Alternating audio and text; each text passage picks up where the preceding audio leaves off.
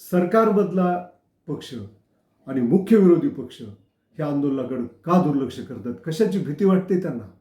16 दिवस चाललेल्या ह्या आंदोलनाकडे या देशातला मेनस्ट्रीम मीडिया ढोकून सुद्धा बघायला तयार नाही.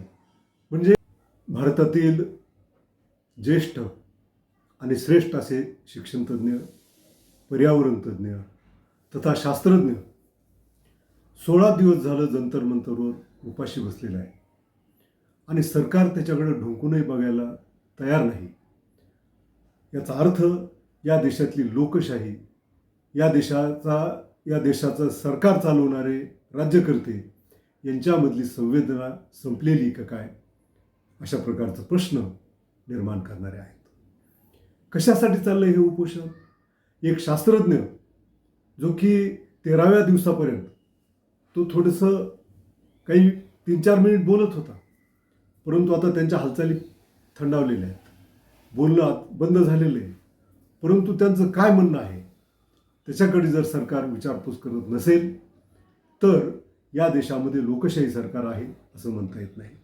कारण लोकशाहीमध्ये लोक हे सर्वश्रेष्ठ आहेत. लोकांनी लोकांसाठी चालवलेले राज्य म्हणजे लोकशाही. आणि लोक आपले प्रतिनिधी निवडतात. त्या प्रतिनिधींनी राज्यकारभार करताना लोकांच्या हिताला सर्वोच्च प्राधान्य दिलं पाहिजे ही अपेक्षा आहे. ज्या देशामध्ये अशा प्रकारचं वर्तन राज्यकर्त्याकडून होतं ते देश प्रगत झालेले आहेत. सोनम वांगचुक, अभिजित दिपके आणि याची तरुणाई यांचं काय म्हणणं आहे? फार साधा प्रश्न आहे हो त्यांचा.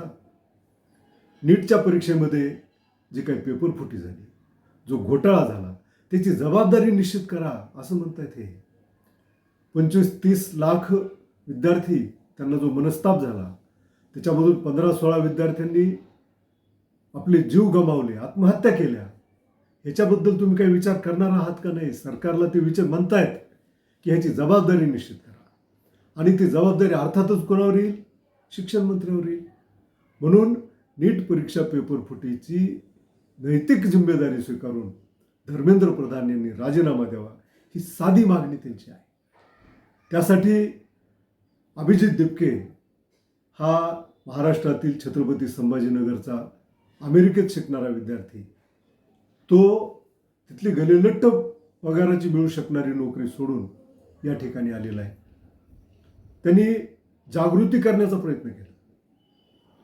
पुणे, बंगलोर, त्याच्यानंतर आज दिल्ली, अशा अनेक ठिकाणी त्यांनी टोकन आंदोलन केली. त्याच्यामध्ये विद्यार्थ्यांनी प्रचंड असा सहभाग नोंदवला. खरं म्हणजे जे काही चाललंय देशामध्ये, गावामध्ये, शहरामध्ये जे काही चाललंय, लोकांच्या ज्या भावना आहेत त्या टेलिव्हिजनवर दाखवणं हे माध्यमाचं काम आहे. परंतु 16 दिवस चाललेल्या ह्या आंदोलनाकडे या देशातला मेनस्ट्रीम मीडिया ढोकून सुद्धा बघायला तयार नाही. म्हणजे तो सुद्धा लोकांशी द्रोह आहे. सरकार लोकांकडे बघायला तयार नाही. मुख्य विरोधी पक्ष काय करतोय? राहुल गांधी यांच्याकडनं देशवासियांना खूप अपेक्षा आहेत. ते लोकसभेतले मुख्य विरोधी पक्ष नेते आहेत. त्यांनी तरी ह्या विद्यार्थ्यांची चौकशी केली आहे का? ते जंतर मंतरवर स्वतः गेले आहेत का? तर नाही. म्हणजे सरकारमधला पक्ष आणि मुख्य विरोधी पक्ष ह्या आंदोलनाकडे का दुर्लक्ष करतात? कशाची भीती वाटते त्यांना? ज्यांच्या संवेदना थोड्या जाग्या आहेत. खरं म्हणजे ते प्रकाश राज हे सिनेमामध्ये विलनची भूमिका करतात. अतिशय म्हणजे क्रूर असं त्यांचं पात्र, त्यांचा अभिनय जर आपण बघितला तर अनेक चित्रपटामध्ये त्यांचा अभिनय बघताना राग येतो. इतकं भयानक म्हणजे विलनची भूमिका ते साकारतात. परंतु ते भूमिका विलनची जरी करत असले तरी प्रत्यक्षामधली त्यांची भूमिका ही नायकाची आहे. कारण ह्या प्रश्नामध्ये सातत्यानं ते तरुणाईच्या सोबत आहेत. ते बंगलोरच्या आंदोलनामध्ये होते. ते जंतर मंतरवर त्यांना पहिल्या आंदोलनाला जायची इच्छा होती, परंतु जाऊ शकले नाहीत. त्यानंतर त्यांनी 2-3 वेळेस जंतर मंतरवर जाऊन धर्मेंद्र प्रधान यांच्या राजीनाम्यासाठी चालू असलेल्या आंदोलनाला पाठिंबा दिलेला आहे. त्याचबरोबर ज्येष्ठ पर्यावरण तज्ज्ञ ज्यांना आपण म्हणता येईल त्या माजी मंत्री मेनका गांधी यांनी देखील त्यांना पाठिंबा दिला आहे.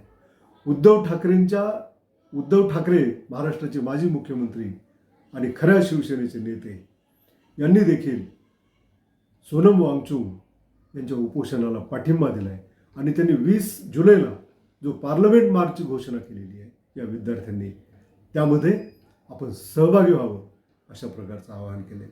बाकी कुणीच काही देणं घेणं नाही. डावे पक्ष, मग डी राजा असतील किंवा CPIMLचे नेते असतील, हे देखील या आंदोलनामध्ये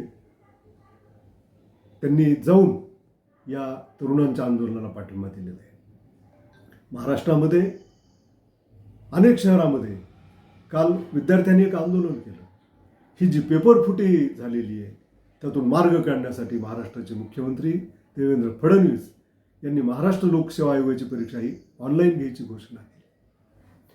आता जेव्हा परीक्षा ऑनलाईन घ्यायची घोषणा होते त्यावेळेस लोकांना वाटतं का रे चांगले, परंतु यामध्ये होणारी पेपरफुटी ही अतिशय शिस्तबद्धपणे केली जाऊ शकते आणि ऑफलाईन पेपर घेत असताना फुटलेला पेपर जसा समोर येतो तसा ऑनलाईन फुटलेला पेपर कधीही समोर येणार नाही. म्हणजे षड्यंत्रकारी लोकांच्यासाठी ऑनलाईन परीक्षा ही आणखी सुरक्षित गोष्ट आहे आणि म्हणून महाराष्ट्रातला विद्यार्थी त्याला विरोध करतोय. केंद्राची परीक्षा ऑफलाईन आहे, मग महाराष्ट्राची ऑनलाईन का, अशा प्रकारचा रास्त मुद्दा महाराष्ट्रातली तरुणाई उपस्थित करते. आणि खरं म्हणजे ज्या नीट परीक्षा पेपर फुटीच्या साठी सोनम वांगचुक यांनी आपला जीव पणाला लावलेला आहे, ते विद्यार्थी काय करत आहेत ते गावागावामध्ये शहरामध्ये ते जर रस्त्यावर आले, त्यांनी जर या आंदोलनाला पाठिंबा दिला तर त्याची सरकारला दखल घ्यावी लागेल. परंतु हे जे भारतीय जनता पक्षाचं सरकार आहे, ज्याला मोदी सरकार म्हटलं जातं, ते विरोधी पक्षामध्ये असताना म्हणत होते की आम्ही इतरांपेक्षा वेगळे. खरंच काय वेगळेपण आहे हो, खरंच इतरांपेक्षा वेगळे आहेत बरं का. काँग्रेसचं सरकार असताना जर कोणी आंदोलन केलं तर ते दखल घ्यायचे, त्याची चौकशी करायची, त्याच्याशी चर्चा करायची, त्याच्या मागण्या काय आहेत ते समजून घ्यायचे आणि त्याच्यातून मार्ग काढायचा प्रयत्न करायचे.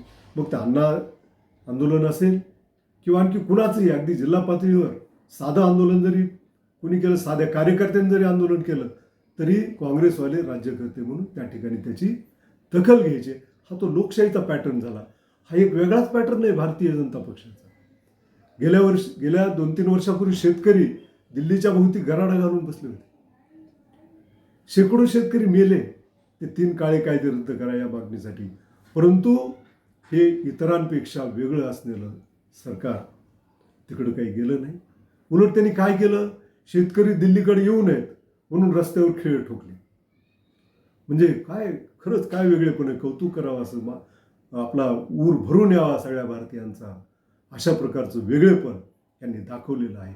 परंतु मित्रहो, हे वेगळेपण लोकशाहीचा गळा घोटणार आहे, माणुसकीचा गळा घोटणार आहे.